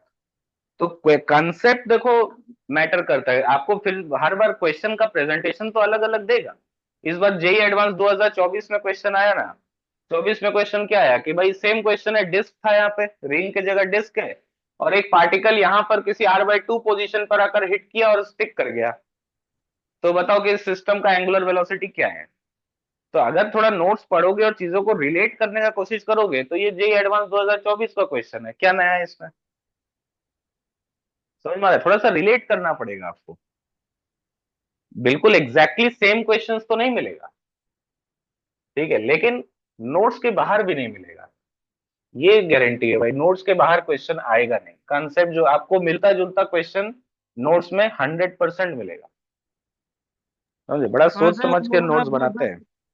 बस ये आर का वैल्यू एक्स्ट्रा आ जा रहा था, आर का अभी टर्म। समझ में आया क्या है? हाँ सर, आप समझ में ठीक आ है। गया, पर जब किए थे उसके बाद देखने के सोल्यूशन, तब इतना बड़ा सा सोल्यूशन देखे। हम्म। सॉल्यूशन देखने से क्या होगा? जो सॉल्यूशन तो वो एक्सप्लेन करने के लिए लिख देता है इतना बड़ा, 2-2 लाइन का क्वेश्चन है सब। इसीलिए बोल रहा हूँ नोट्स थोड़ा ध्यान से पढ़ो, समझे? नोट्स से डायरेक्ट क्वेश्चन आएगा, जेई मेंस का छोड़ो, मेंस में तो आता ही है, एडवांस में भी आएगा। 30-31 वाला देखो इस क्वेश्चन। एक रॉड आपको दे रखा है यहाँ पर, मास 1 kg है, लेंथ आपको बोल दिया 1 मीटर, हॉरिजॉन्टली रखा हुआ है ये, और इसके सेंटर पे इनिशियली 2 इंसेक्ट इसके सेंटर पे ही है। मास आपको दे रखा है t=0 पे, रॉड को हमने एक वेलोसिटी दे दिया है यहाँ पर 10 मीटर पर सेकेंड 30 डिग्री पे, और एक एंगुलर वेलोसिटी भी है ओमेगा नॉट। ठीक है। अब देखो किसी भी इंस्टेंट पे जो इंसेक्ट का पोजीशंस है, ठीक है, वो सेम मतलब ऑपोजिट डायरेक्शंस में सेम स्पीड से मूव कर रहा है रिलेटिव टू द रॉड, है ना। क्वेश्चन में आपको बोल दिया है कि the insects move in opposite direction with a speed ½ metre per second relative to the rod. तो जैसे मान लो लेफ्ट में अगर कोई इंसेक्ट यहाँ पर कितना डिस्टेंस ट्रेवल करके आएगा t टाइम में, तो t/2 डिस्टेंस ट्रेवल करके आएगा, और दूसरा इंसेक्ट राइट में चला जाएगा t/2 डिस्टेंस से, होगा क्या? ½ मीटर पर सेकंड से मूव कर रहा है तो t टाइम में कितना जाएगा? स्पीड इंटू टाइम, मतलब t/2 तो यहां पर एक इंसेक्ट आ गया है, ठीक, और एक इंसेक्ट यहां पर आ गया है, तो इसका भी मास स्मॉल m, इसका भी मास स्मॉल m। क्या इस सिस्टम का सेंटर ऑफ मास अभी भी रॉड का मिड पॉइंट पे ही है? दोनों इंसेक्ट का अगर सेम डिस्टेंस है फ्रॉम द सेंटर, तो सिस्टम का सेंटर ऑफ मास कहां पर है? वो तो रॉड का मिड पॉइंट पे ही है। तो अगर मान लो इस सिस्टम पे मैं वेट का बात करूं, आप ग्रेविटी में ऐसे प्रोजेक्ट किए, तो वेट कहां लगेगा? रॉड का सेंटर पे लगेगा, जो टोटल वेट होगा सिस्टम का, ठीक है ना? तो हम ये बोल सकते हैं कि सेंटर के अबाउट आपको टॉर्क तो जीरो मिलेगा फिर, क्योंकि एक ही फोर्स है, वो है वेट, और कोई फोर्स तो है नहीं। तो अगर हमको सेंटर के अबाउट टॉर्क हमेशा जीरो मिलेगा, तो एंगुलर मोमेंटम कंजर्व हो सकता है। तो जैसे मान लेते हैं कि कोई भी जनरल टाइम पे इसका एंगुलर वेलोसिटी है ओमेगा, तो एंगुलर मोमेंटम कंजर्व होना चाहिए सी के अबाउट। समझ में आ रहा है बात? आप देखो यहां पर सेंटर के अबाउट हम कर रहे हैं angular momentum conserve, centre of mass के अबाउट कर रहे हैं सिस्टम का। तो अगेन एम आरसीएम क्रॉस वीसीएम वाला टर्म तो जीरो है, तो आईसीएम इंटू ओमेगा आपको लिखना है। तो इनिशियली आईसीएम कितना है? रॉड के लिए कितना हो जाएगा? M into L square by 12। और इंसेक्ट्स कहां पे था इनिशियली? रॉड के सेंटर पे ही था। तो इंसेक्ट्स का मोमेंट ऑफ इनर्शिया क्या जीरो होगा इनिशियली? Yes sir. ठीक। तो ये angular velocity, angular moment of inertia हो गया इनटू ओमेगा नॉट। ये इनिशियल एंगुलर मोमेंटम था। तो initial angular momentum into the board था, तो किसी भी टी टाइम पर इनटू द बोर्ड ही रहेगा। तो कोई जनरल टी टाइम पर मोमेंट ऑफ इनर्शिया क्या लिखेंगे? रॉड के लिए होगा एम एल स्क्वायर बाई 12, और इंसेक्ट के लिए क्या होगा? कोई भी एक इंसेक्ट के लिए कितना हो गया? एम इंटू टी बाई 2 का स्क्वायर, दोनों के लिए सेम होगा, इंटू ओमेगा। ठीक। अब इंसेक्ट्स का मास आपको दिया हुआ है कैपिटल एम बाई 6, तो पुट करते हैं यहां पर। देखो एम का वैल्यू हो गया 1, एल हो गया 1, और ओमेगा नॉट का कोई वैल्यू दिया है क्या? ओमेगा नॉट आपको 8 दे रखा है क्वेश्चन में। तो ये हो गया 8/12 इक्वल टू, ये हो गया 1/12 plus 1/6 into T square into 2/4 into omega. यहां से थोड़ा ओमेगा का वैल्यू निकालते हैं, टाइम के टर्म्स में आ जाएगा ओमेगा। 1/12 प्लस कितना आ जाएगा ये? T square by 12। तो ओमेगा का वैल्यू यहाँ पर 8/1 प्लस टी स्क्वायर आ रहा है क्या? आ रहा है ओमेगा। तो ओमेगा इसका कांस्टेंट नहीं है, टाइम का फंक्शन है, टाइम के साथ ओमेगा बदलेगा, ठीक है ना? अब पढ़ो क्वेश्चन में कि पहला क्या बोल रहा है? Angle through which the rod will rotate before the centre of rod comes to the same horizontal level. तो अब देखो सेंटर ऑफ मास, पूरे सिस्टम पे एक ही फोर्स है mg, तो ट्रांसलेशनल मोशन के अकॉर्डिंग अगर आप देखोगे तो सेंटर ऑफ मास तो प्रोजेक्टाइल में गया, तो सेम हॉरिजॉन्टल लेवल में आने में कितना टाइम लगेगा? Simply 2 times of velocity 10 into sine theta divided by G, 2u sine theta by G, है ना? तो g का वैल्यू आपको यहाँ पर कितना बोल दिया है? 10। तो ये हो गया 1 सेकेंड, 1 सेकेंड का टाइम लगना चाहिए। तो क्वेश्चन ये है 1 सेकेंड में रॉड कितना एंगल से घूम जाएगा? तो ओमेगा को क्या लिख सकते हैं? D theta by D T. तो ये हो गया D T by 1 plus T square equal to 1/8 times of D theta. ये होगा।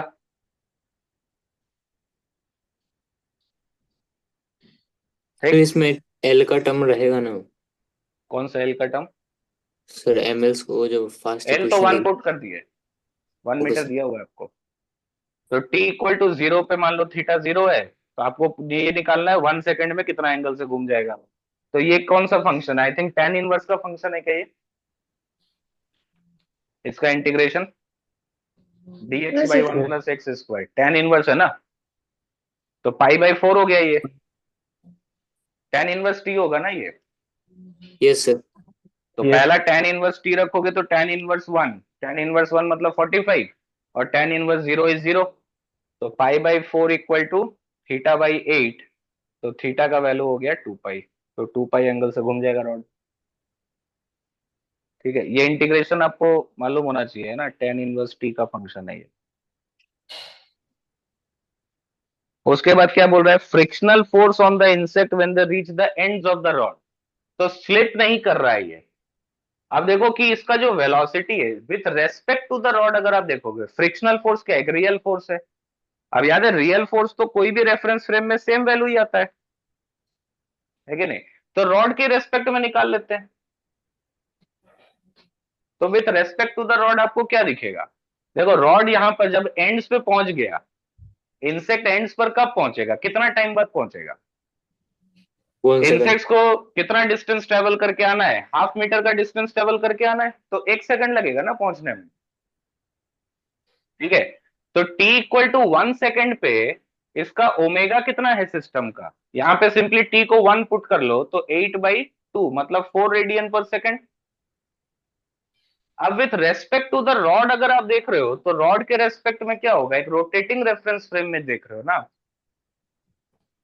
ये अगर मूव कर रहा है इस डायरेक्शन में, कांस्टेंट वेलोसिटी से मूव कर रहा है, तो इस पे जो सेंट्रीफ्यूगल फोर्स हो जाएगा आपके पास small m into omega square L/2, उसको बैलेंस कौन करेगा? Static friction. यही तो होगा। समझ में आ रहा है ये चीज? तो स्टैटिक फ्रिक्शन का वैल्यू कितना होना चाहिए? मास of the insect into omega square L/2। मास आपको 1/6 दे रखा है, कैपिटल M/6 मतलब 1/6, ओमेगा स्क्वायर मतलब 16, L/2 मतलब हाफ। ये होगा ना? Yes sir. समझ में आया? बोलो कोई डाउट है यहाँ पे? ये वाला जो कंसेप्ट है यहाँ पर ये इंपॉर्टेंट है, डायरेक्टली इनडायरेक्टली एडवांस में बहुत बार पूछा है ये। ठीक है, कि सिस्टम में कोई एक पॉइंट ऐसे बाहर की तरफ चला जाता है, तो उस टाइम पर किसी भी इंस्टेंट पे आप ओमेगा का एक्सप्रेशन बताओ, टॉर्क का एक्सप्रेशन बताओ, ये सब चीजें पूछा है पहले भी।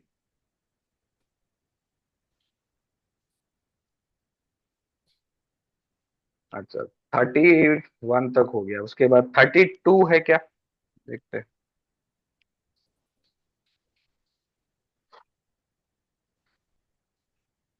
32 नहीं है, सर ये 30। इस क्वेश्चन में पूछ रहे थे कि यहाँ पे अगर रिलेटिव वेलोसिटी है तो वो रोटेटिंग रेफरेंस फ्रेम में कोरियोलिस फोर्स नहीं लगेगा? रोटेट कोरियोलिस फोर्स लगेगा, वो नॉर्मल से बैलेंस होगा। अच्छा। ठीक है, तो 33 में यहाँ पर 33 में डाउट है इसमें। Solid cylinder starts rolling down an inclined plane of inclined friction is speed of center of mass।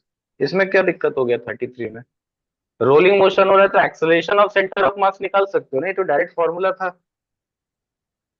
है कि नहीं? तो एक्सेलरेशन आ जाएगा तो स्पीड कितना हो जाएगा? v² equal to u² plus 2gh। Constant acceleration आएगा। ये किसको डाउट है भाई? ये बोलो, ये एसीएम का एक्सप्रेशन याद है आपको, जिनको भी डाउट था 33 में? वही सेम चीज यस 34 सर। है, ये सब तो क्लास में किया हुआ क्वेश्चन है। इसमें सॉल्व क्या करना है? 34 में आपको सब कुछ रोल करता हुआ आ रहा है, तो सबका एक्सेलरेशन निकाल लो sir centre of mass answer का की मैच फॉर्मूला नहीं से। कर रहा। अब वो अलग बात है, वो तो फिर चेक करना पड़ेगा, लेकिन मेथड यही है। 34 का। 34 में सेंटर ऑफ मास का एक्सेलरेशन सबका निकाल लो, जिसका ज्यादा आएगा वो पहले पहुंचेगा, जिसका कम आएगा लास्ट में पहुंचेगा। तो दो यस आंसर सर। दिया है। हाँ, दोनों ही सही। कौन सा दोनों सही है? हाँ। सर आंसर आंसर में दिया। स्फीयर, स्फीयर ए और सी दिया है आंसर। हाँ थर्टी सर। फोर का 34 का ए और सी नहीं आ रहा है क्या? हाँ सर आ आ रहा रहा है। है, ए और सी आ रहा है। सी आ रहा है। हाँ, ए और सर सी आ रहा आएगा। है, ए और सी। हाँ, इसमें क्या बताएंगे, सबका एक फॉर्मूला पुट कर करके वैल्यू निकालो एक्सेलरेशन का। ठीक है, उसके बाद 35 है क्या किसी का? 35, यस हाँ सर। सर है। 35 है। 35 में रोलिंग मोशन अगर होता है तो टॉप मोस्ट पॉइंट जो होता है वो कितना स्पीड से मूव करता है? अगर 2v। सेंटर वी से जा रहा है तो टॉप मोस्ट पॉइंट 2v से जाता है ना, है कि नहीं? तो अगर सेंटर मान लो v से जा रहा है, टॉप मोस्ट पॉइंट 2v से जा रहा है, तो सेंटर अगर l डिस्टेंस आगे जाएगा तो टॉप मोस्ट वाला पॉइंट 2l डिस्टेंस आगे जाएगा। ये होगा ना? तो क्वेश्चन में आपको क्या पूछ रहा है? Find the distance moved by the man, that will be 2l। यही तो है। समझ में आया बात?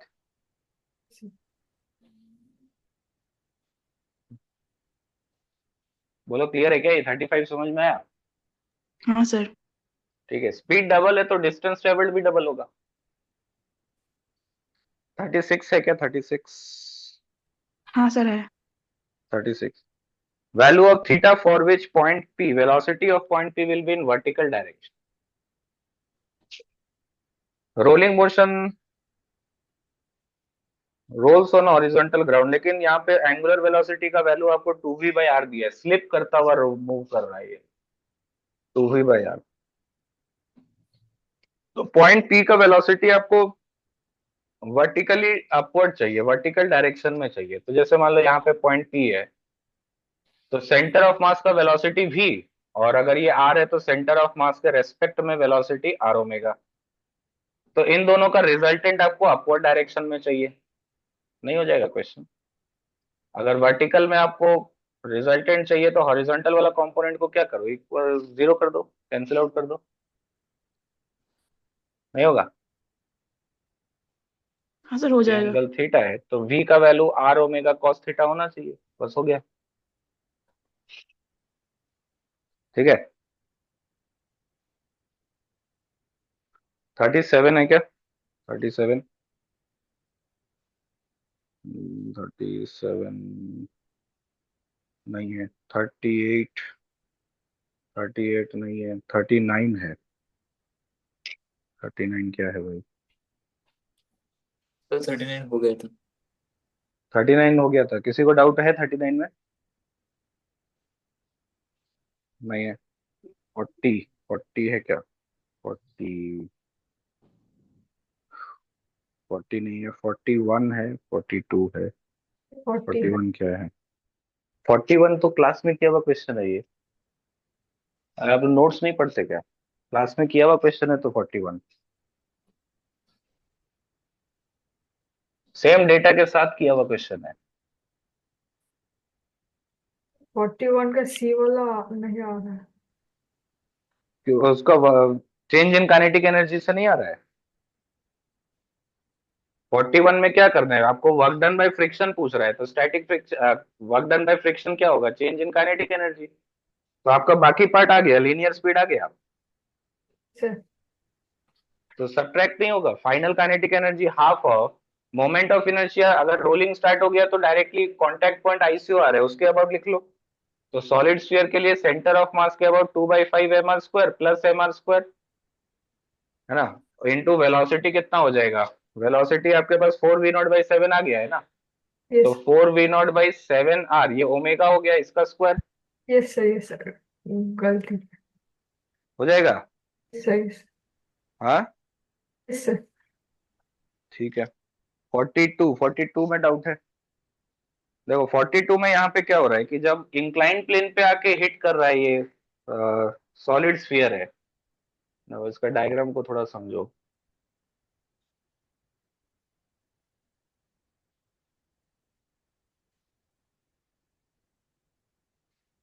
यहाँ पे आके हिट किया इस पॉइंट पी पे, ठीक है ना। तो रोलिंग करता हुआ आ रहा है, meets roughing trend, starts pure rolling up the incline. तो यहाँ पर हिट किया तो यहाँ पे जो नॉर्मल है वो इम्पल्सिव है, पॉइंट पी पे जो नॉर्मल है वो इम्पल्सिव है। क्या यहाँ ग्राउंड से जो नॉर्मल है वो इम्पल्सिव होगा? क्या ये ग्राउंड से नॉर्मल इम्पल्सिव होगा क्या?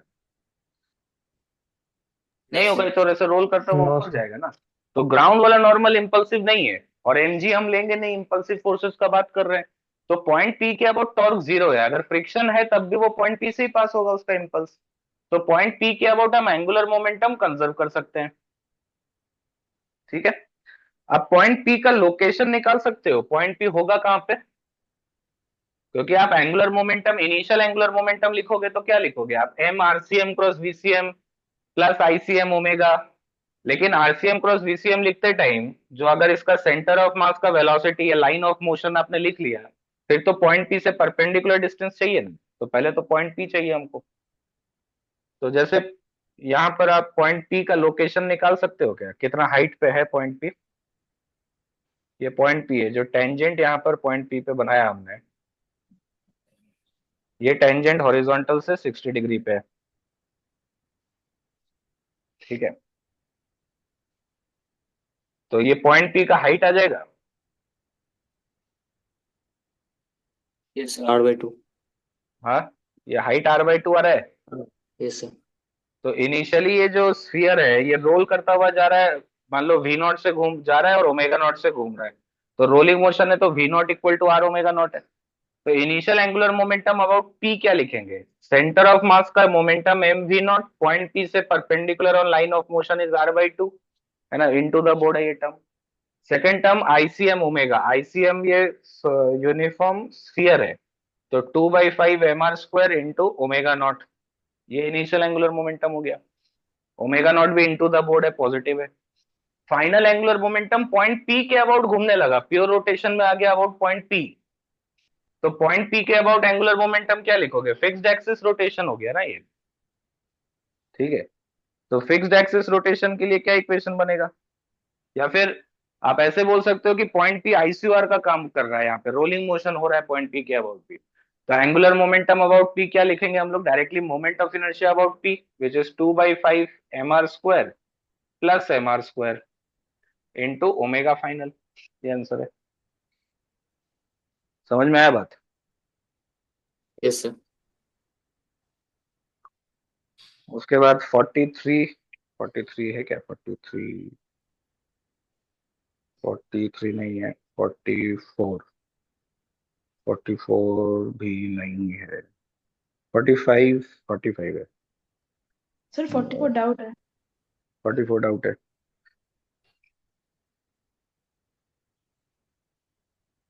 हम्म। 44 ये भी तो आई थिंक क्लास में बताए थे, 44 लास्ट हाँ, क्लास sir. जो था रोटेशन का उसमें बताए थे। Yes, sir.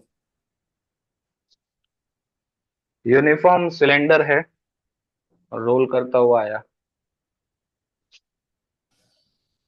और side of the trough given by the cylinder does not slip from A to B, मतलब ये रफ सरफेस है और इधर स्मूथ है, ठीक है। तो y1 y2 में कंपैरिजन चाहिए। तो ये y1 हाइट है, तो यहाँ पर रोल करते हुए आ रहा है, तो जब यहाँ पर पहुंचा तो इसका स्पीड मान लो v हो गया, ओमेगा से घूम रहा है।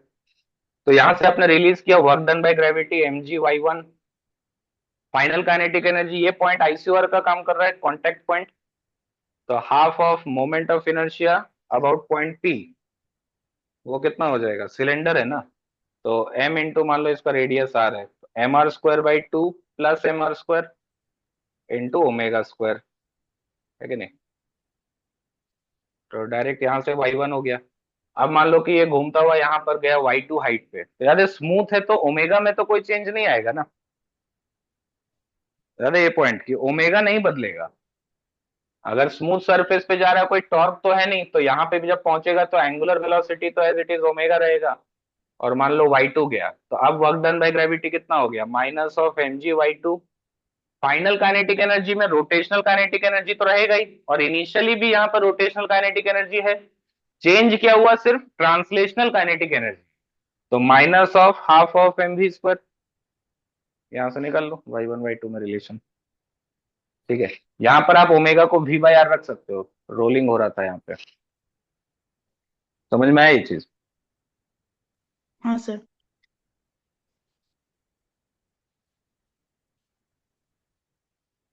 उसके बाद 45 क्वेश्चन में डाउट है, angular speed of upper two lower. देखो ऊपर वाला जो सिलेंडर है उसका टॉप मोस्ट पॉइंट का स्पीड कितना है 2v, और लोअर पॉइंट का स्पीड कितना है v। याद है ये क्वेश्चन सिंगल सिलेंडर के लिए क्लास में किए थे, नीचे एक प्लैंक ऊपर एक प्लैंक, बताओ इसका ओमेगा कितना है, किए थे ना। Yes. तो इसका ओमेगा क्या लिखोगे, इसका आईसीआर इसी लाइन पे आएगा, तो मान लो कि इसका आईसीआर यहाँ पर हो गया, suppose this distance is x, तो ये डिस्टेंस 2r माइनस x हो गया, और ये घूम रहा है मान लो ओमेगा 1 से। तो हम इक्वेशन v का वैल्यू लिख सकते हैं x ओमेगा, और 2v का वैल्यू लिख सकते हैं 2r minus x into omega 1, हो जाएगा ना।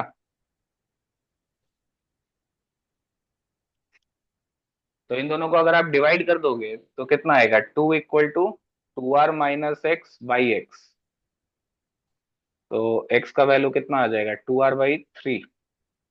तो ये x आ गया तो ω1 कितना हो गया 3v/2r। ये ω1 हो गया। ठीक। नीचे वाला जो डिस्क आपको दे रखा है उसका टॉप मोस्ट पॉइंट का वेलोसिटी v है और लोएस्ट पॉइंट का तो 0 है। ठीक है। तो टॉप मोस्ट पॉइंट का स्पीड और स्लिपिंग नहीं हो रहा तो ग्राउंड वाला पॉइंट ही ICOR है। तो अगर इसके अबाउट मान लो ω2 से घूम रहा है तो v का वैल्यू क्या लिखोगे 2r इंटू ω2। तो यहां से ω2 आपको पता है v/2r। ω1/ω2 हो गया 3 3 का रेशियो होगा। ठीक है। 46 है क्या 46 46 है। तो 47 है पर हाँ 46 का बस दो ही है 46 47 दोनों बता देते हैं।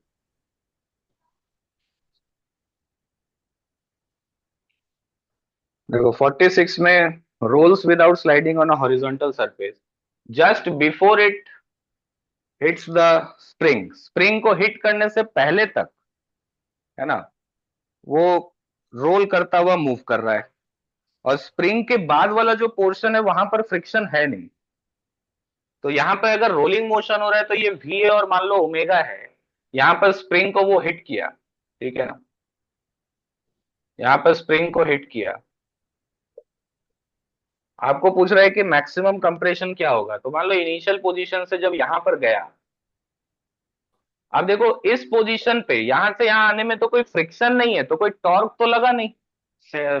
स्प्रिंग का भी जो फोर्स है वो सेंटर से पास कर रहा है। तो ओमेगा में कोई चेंज नहीं आएगा। ओमेगा एज इट इज रहेगा। चेंज किस में आएगा सिर्फ ट्रांसलेशनल काइनेटिक एनर्जी में आएगा।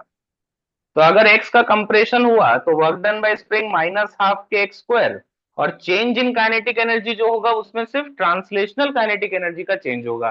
तो finally translational kinetic energy 0 initially is half mv²।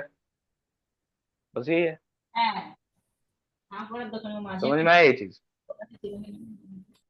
बाकी बाकी कर लोगे ना आगे। इनिशियली आपको एनर्जी दे रखा है E। तो इनिशियल एनर्जी E का वैल्यू आपको 7 दिया है ना। तो रोटेशनल काइनेटिक एनर्जी का वैल्यू दे रखा है स्फीयर है। तो रोटेशनल काइनेटिक एनर्जी कितना दिया आपको हाफ ऑफ 2/5 mr² इंटू ω²। ये दिया हुआ है। समझ में आ रहा है ये चीज। तो ये जो काइनेटिक एनर्जी है half I omega half m VCm² वाला टर्म भी एक रहेगा half of m into VCm²। तो देखो ये जो हाफ mv² वाला टर्म है वो आप कैलकुलेट कर सकते हो। यहाँ पे रोलिंग मोशन हो रहा है तो रोलिंग हो रहा है तो r² मतलब v²। तो ये वैल्यू कितना हो जाएगा आपके पास 1/5 + 1/2 mv²। 7/10 mv²। तो दिख रहा है कि mv² का वैल्यू आपको बेसिकली यहाँ पर इनडायरेक्ट वे में दे दिया है कि नहीं। यहाँ से mv² का वैल्यू पता चल जा रहा है ना हमको। mv² का वैल्यू हो गया 10। तो क्वेश्चन में आपको क्या पूछ रहा है यहाँ पर मैक्सिमम कंप्रेशन पूछ रहा है। तो देखो यहाँ पर हाफ तो कैंसिल आउट हो गया। k का वैल्यू आपको क्वेश्चन में दे रखा है 10। तो 10 इंटू x² और mv² हो गया 10 तो x इज 1। ये मैक्सिमम कंप्रेशन है। समझ में आया ये बात।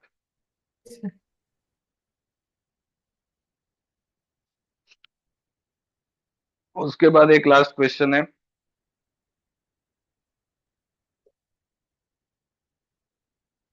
तीन पार्टिकल है ABC। यहाँ पर A है इसका मास m। ये B है मास 2m। यहाँ पे C है इसका मास 3m। और एक रिंग है mass m radius r। At a certain instant the velocity of center of the ring ये v0 है। काइनेटिक एनर्जी आपको बताना रोलिंग मोशन हो रहा है। तो अगर देखो रोलिंग हो रहा है यहाँ पर तो ये अगर मान लो सिस्टम ओमेगा से घूम रहा है तो ये पॉइंट तो कांटेक्ट पॉइंट जो है ये ICOR है। ठीक। तो पूरा सिस्टम यहाँ पे ICOR के अबाउट ओमेगा से घूम रहा होगा। तो सेंटर का वेलोसिटी मैं यहाँ पे क्या लिख सकता हूँ अगर r रेडियस है तो सेंटर का वेलोसिटी जो v आपको दे रखा है वो r ओमेगा है। समझ में आ रहा है ये बात। अगर कांटेक्ट पॉइंट ICOR हो गया तो सेंटर का वेलोसिटी कितना हो गया r ओमेगा। ये जो पॉइंट आपको ये पार्टिकल दिख रहा है इस पार्टिकल का वेलोसिटी कितना हो जाएगा ये डिस्टेंस हो गया √2r, तो इसका वेलोसिटी √2r ओमेगा। इस 2m मास का पार्टिकल का वेलोसिटी कितना हो गया, 2v या 2r ओमेगा, है ना। r ओमेगा का वैल्यू v के इक्वल है। वैसे ये 3m वाले पार्टिकल का वेलोसिटी √2r ओमेगा। लिख लोगे kinetic energy? Yes, sir. Ring के लिए अलग से लिख लो, है ना। रिंग के लिए क्या लिखोगे, आप चाहो तो half M V C M square plus half I C M omega square लिखो रिंग के लिए। तो half of m into centre of mass का वेलोसिटी v नॉट का square plus half of ICM ring के लिए mr square into omega square, ये ring का काइनेटिक एनर्जी हो गया। ये m मास का पार्टिकल का कितना होगा, हाफ ऑफ m इंटू ये √2v0 लिखा हुआ है, तो half of m into √2v0 का स्क्वायर, ये पार्टिकल m मास के पार्टिकल का हो गया। टॉप मोस्ट पॉइंट वाला पार्टिकल का वेलोसिटी कितना है, 2v है, 2v0, तो उसके लिए हो जाएगा half of mass 2m into velocity 2v0 का स्क्वायर, और 3m का जो स्पीड है वो भी √2v0 है, तो plus half of 3m into velocity √2v0 का होल स्क्वायर। कर लोगे सॉल्व?